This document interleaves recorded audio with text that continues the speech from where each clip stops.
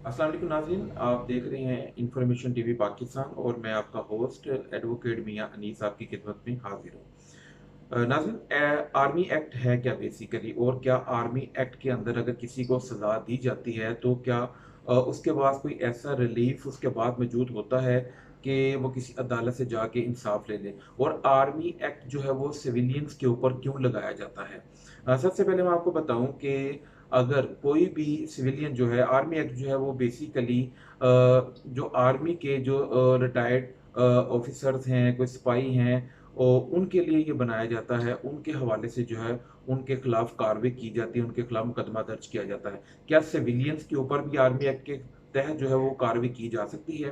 अगर army act जो है उसकी सेक्शन 2 को हम पढ़ते हैं तो उसके अंदर वाज़ेह तौर पे लिखा है, अगर कोई भी सिविलियन जो है अगर वो मजहबी इंतशार पैदा करता है, कोई गवर्नमेंट की जो नेशनल जो कोई भी बिल्डिंग्स हैं, कोई गाड़ियां हैं, उनको चलाता है, आर्मी के खिलाफ जो है वो कोई तनकीद करता है, तो आम सिविलियन के ऊपर भी जो है वो आर्मी एक्ट के तहत मुकदमा किया जा सकता है।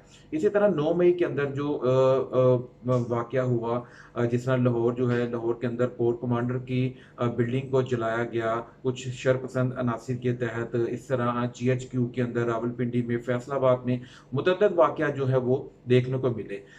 अगर इनका जो इनके जो खिलाफ जो मुकदमात आर्मी एक्ट के तहत जो है वो दर्ज किए हैं, अगर इनके खिलाफ जो मुकदमात दर्ज किए हैं, इनके बाद इनके पास क्या रिलीफ आता है।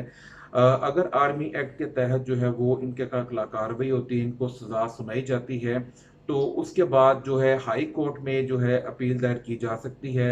इस सजा के खिलाफ जो है वो, अगर हाई कोर्ट में आप जाते हैं कि मुझे वहाँ इंसाफ नहीं मिला, तो आप हाई कोर्ट में अपना इंसाफ ले सकते हैं।